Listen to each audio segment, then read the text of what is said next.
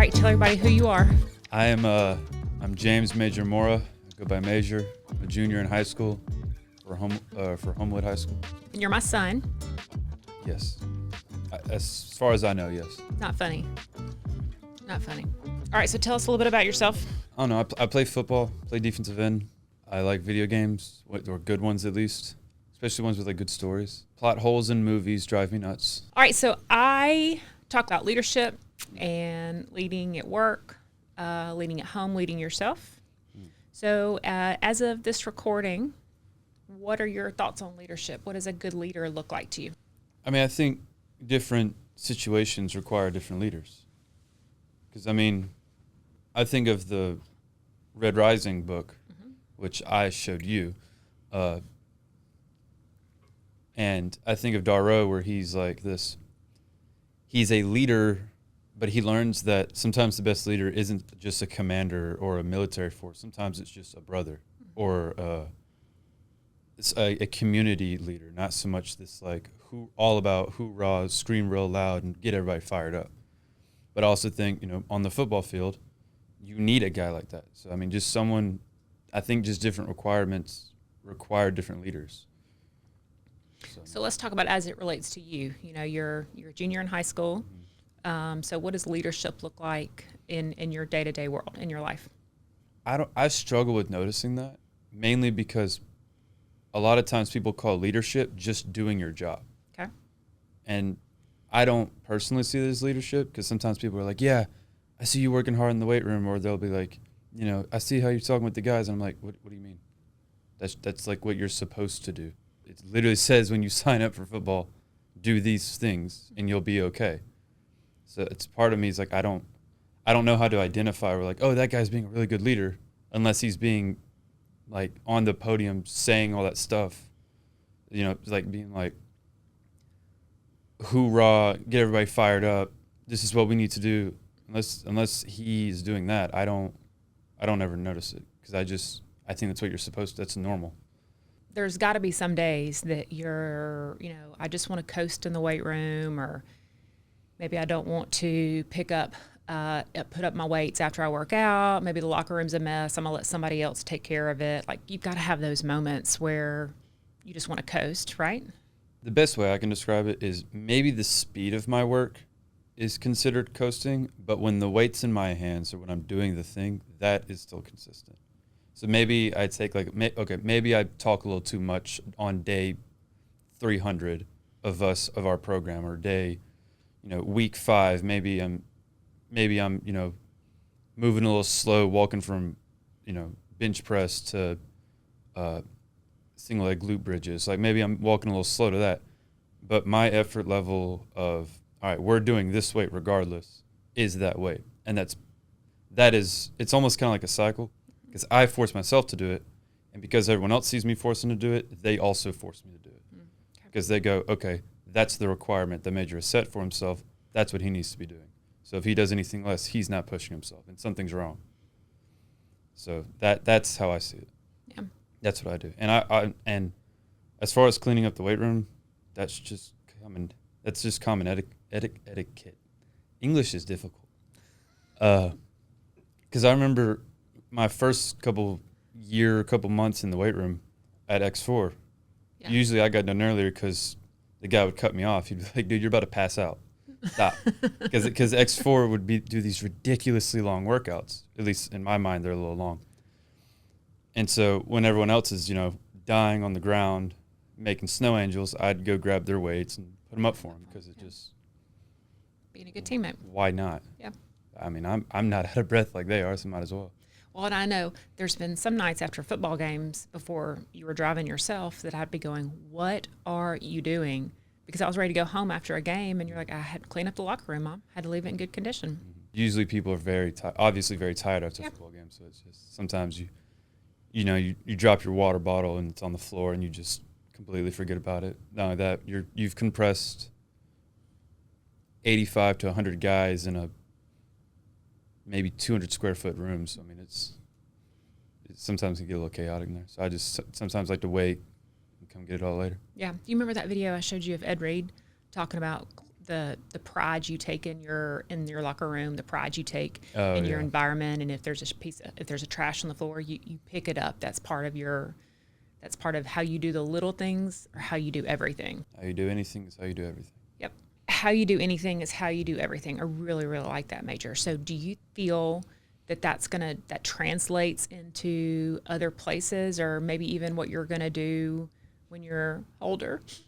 Sometimes. Yeah. But there's also other times where I go, kind of like what you said, that's like, God, I really don't want to do this. I really, really, really do not want to do this. And so of course, 17-year-old procrastinates and procrastinates and procrastinates. And then I eventually get it done, but I just procrastinate. So when you've got that thought process of, I really don't want to do this, and let's say it's something that you can't put off till later, what do you do, or what's your self-talk, or what's the thing that makes you go, all right, let's just go? Well, I have 2 methods. Okay. One is you see it as complaining.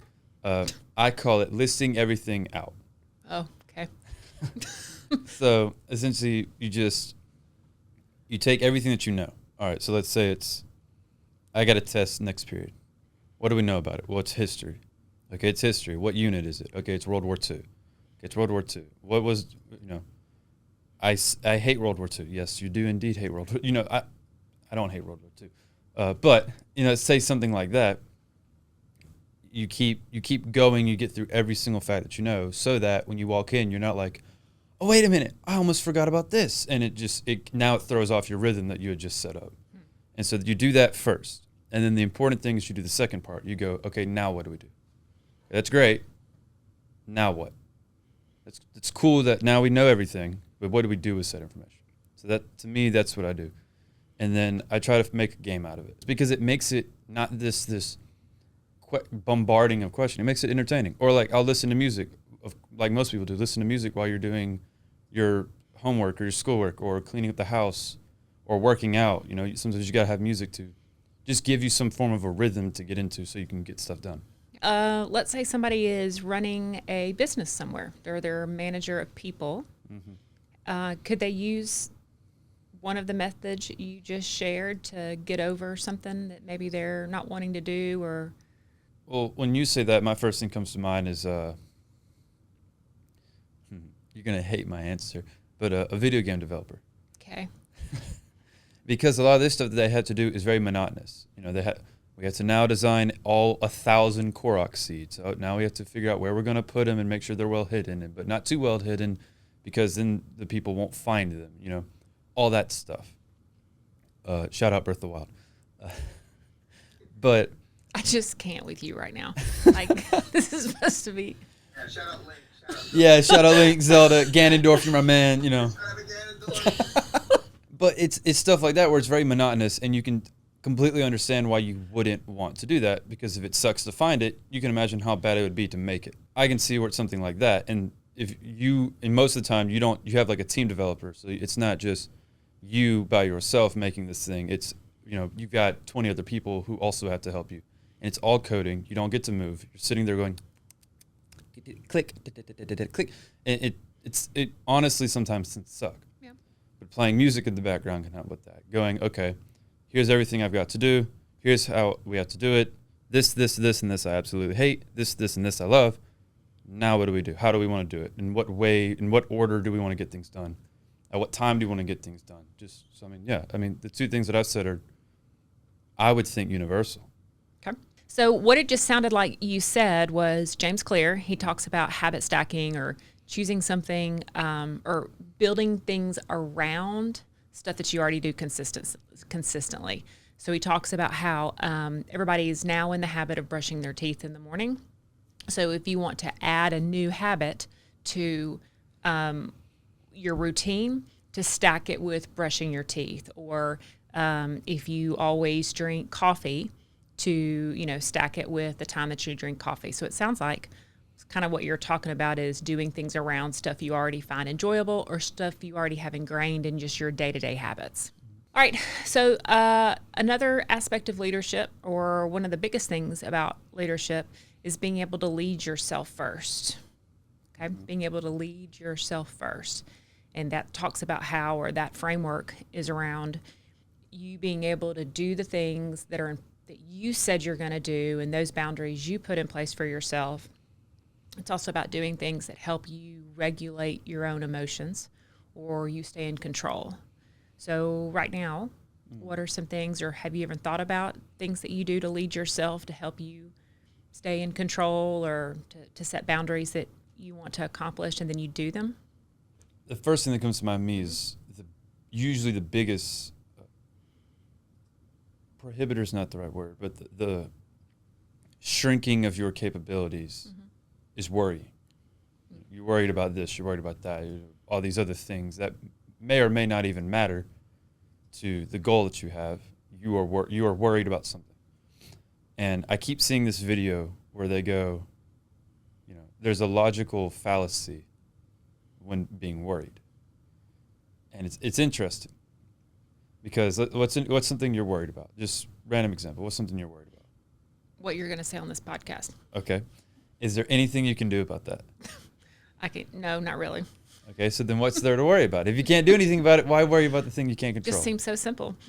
Yeah. It's simple, but it doesn't make it easy. That's true. So what's something you can control, but you are still worried about? I'm worried that I'm not going to get all 128 ounces of water. All exactly 128. 128. Not 129, not 127. 129 is okay, not 127. All right, but you can control that, right? Yes. So you can impact it. Yes. So then what's there to worry about? If you can control the income. It sounds like, oh, yeah, no, duh. But a lot of times we get stuck in these loops of worrying and just going round and round in circles. Or it's like, oh, I didn't get enough to eat today. Well, why didn't you get enough to eat? Well, because I was stressed out about my job. Why are you stressed about your job? Well, it's because I'm hungry at work. So why are you hungry at work? Well, I didn't get enough to eat. Well, you just go around and around and around and around. And so sometimes it just goes, okay, but what can you do anything about it? And if you can't, then you can't. Yeah, I did a podcast a couple episodes ago where I talked about brain dumping, like everything that was in my head for the week out onto that sheet of paper. Mm-hmm. And then once I got it all out there, I was able to go, okay, I have no control over this. But there was still that exercise of getting it out of my head and on paper just helped me organize my thoughts around it. And it removed the mental weight of carrying around that worry. And it allowed me to address it and go, okay, well, I can't really control this one or this one. So it was then I could shift some of my energy to the things I could control. Like I said, it was good to get it out of my head. So what are some other ways, what are some things that you do to lead yourself? Another thing I think about is love. Mm-hmm. And love is one of those things where your definition almost kind of changes. Because sometimes you're like, oh, well, if you're a pessimistic person, you might go, oh, well, love is just a chemical that goes to your brain to make you reproduce and spread your DNA and all that fun jazz. If you're someone who's like, more of an optimistic or a romantic person, you might go, oh, well, love is this just feeling and connection of human passion and blah, blah, blah, blah, blah. All those fun things, right? You can tell which one I fall on. But a lot of times I view it like a credit card or money. You can't love someone else if you don't love yourself, because the love can only come from you. Someone can't love something for you. You have to love it if you want to love it. So a lot of times, I think of in football, brotherhood. Because if usually the team that is more together, more family with each other, then they're probably going to win, because it's not just, oh, it's winning. It's not letting my brothers down. It's, all these other things. But you can't love them if you don't even love yourself. Or you can, but it's not real. Yeah. Because in the second they go away, now you are truly alone. Because now no one loves you. But if you love yourself, and then now you have the bonus of them loving you. But even when they're not away, you still have someone who loves you, and that's you. I love that. So how do you love yourself? Well, it's a struggle. It's kind of like being married, constant arguments about where the dishes go, who makes the bed the right way. You're having that conversation in your head with you? All the time, man. Okay. Yeah. It's essentially just forgiveness is the easiest way to do it. Because I define happiness based off you are joyful and nothing can change that. That's like true happiness to me. And if you've reached that, there's a very good chance that you have found a way to be able to live with yourself, forgive yourself for anything. Yeah. Because kind of like what I said earlier, there's only one person who's lived the same life as you, and it's only you. To finish it up, to love yourself, you have to be able to live with yourself. And if you can't live with yourself, you're not going to love yourself. And if you can't love yourself, you can't live with yourself, you can't forgive yourself, then you're not going to really, truly going to be able to love other people. Major, anything you want to ask me? As far as leadership? Staying on topic. Staying on topic. Dang it. What's your favorite color? Blue.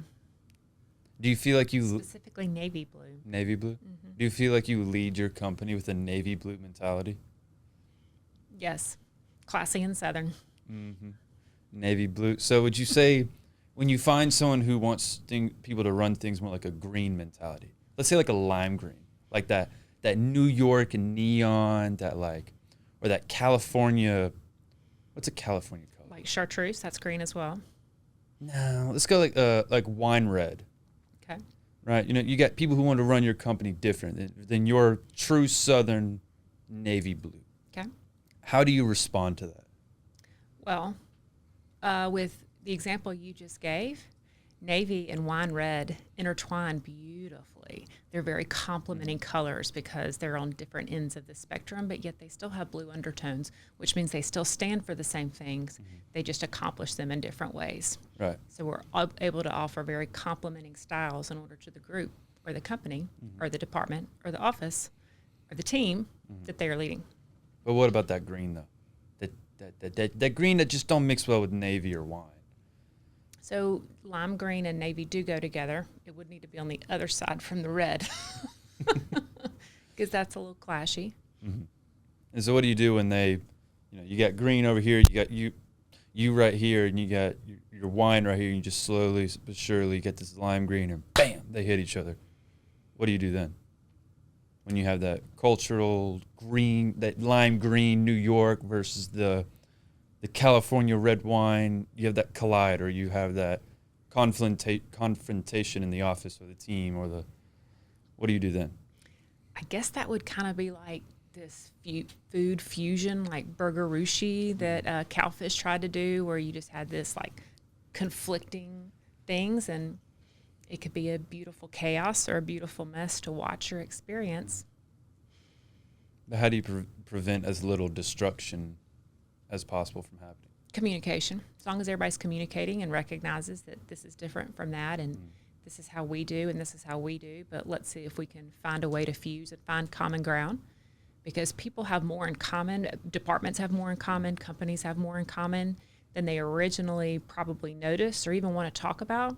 Everybody jumps to what they see as different instead of starting with, hey, we have so much that's already alike. Let's see if we can plug the holes of the other places. All right. You seem to be a great leader. Got some great leaders in your world that you encounter every single day. Who are a few of those leaders, and what are some attributes that they have that helps you identify them as a leader? Or maybe you want to, follow or do also. Replicate. Well, the easiest three for me, just off the top of my head, would be Coach Corey. Who is that? He's our strength coach and running back coach at Homewood. Okay. He designs our workout program. He's always in the weight room pushing everybody, because he doesn't just do football. He does football, volleyball, softball, basketball, freaking bowling. Like, he does everything, right? And so I have nothing but respect for him, because he's really good at, okay, I'm going to yell at you, I'm going to get in your face when you're not doing things right, when we got the music loud and we're over here moving weights. Okay, but afterward, all right, hey, man, he's able to be the vinegar with the sweet. He's able to do he's able to be loud with the quiet. He's able to come aside and be like, okay, man, hey, I need you to lock in. Here's what I expect out of you. He doesn't sound exactly like that. He sounds more Coach Corified. But he's really good at that. So I respect him a ton for that. Okay. Another person I would say he's a peer of mine. Mm-hmm. He goes to the high school. He's a senior. He's a Parker Lindsay. Yeah. Last year, I would say he was one of those guys who was just kind of step up into that leader spotlight, but then drop back again. You know, occasionally when everybody needed it, he would do it. This year, he took the bulls by the horn. He said, "No, the bulls by the horn? No." He would take the bull by the horns and then just hop up on a Kool-Aid box and just start banging his helmet and be like, "I'm not done yet. I'm not done yet."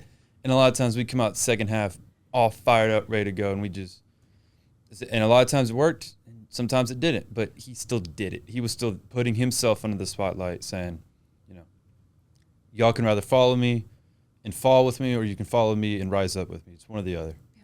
But either way, you know, this is what we are going to do. Mm-hmm. So I have nothing respect for him. And the third one is she's an interesting one, but I would say my teacher, Miss Vanderpool. Okay.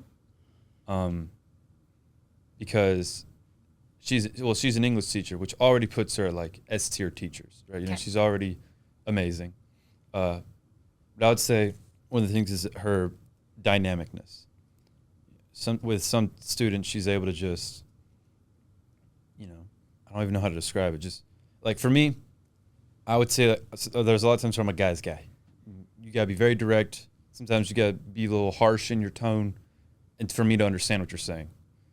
And then you got sometimes who are with, you know, some people in the class who are a little more shy. You know, they don't want to, you know, put themselves out there because they're afraid, or when they are willing to put themselves out there, but they want to do it on their terms. And a lot of times in the classroom, that's really hard to find that line. And she's willing to. She does it every single day, especially with my class where we have a wide variety of people. And I'm in the last class today, so she's already tired. She already has a ton of work. All of it being paperwork because, again, she's an English teacher. But she still does it amazingly. She's always positive. She always meets every single one of us at the door. It's amazing. So Ms. Vanderpool, I would say, is my third. Major, I want you to know I'm proud of you. Mm-hmm. I want you to know that I love you and that the road here hasn't always been like rainbows and unicorns. We've definitely had our set of challenges, and we're going to have a lot more in the future too. Mm-hmm. But I want you to know that I'm so proud of you. I'm proud of the man that you're becoming. I'm proud of the man that you are.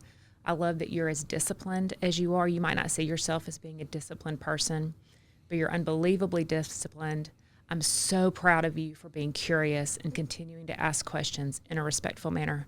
When you have, let's expand on that. When you're just curious about something or you want to know more and you want to learn more, I'm glad that you don't settle and that you're not easily swayed by the crowd that's around you. You're really, really strong in your convictions and what you believe, and I'm proud of you, and I cannot wait to sit on the sidelines and cheer you on to see what you do in your future. Thank you. Okay. Let me get some Kleenex. Very nice.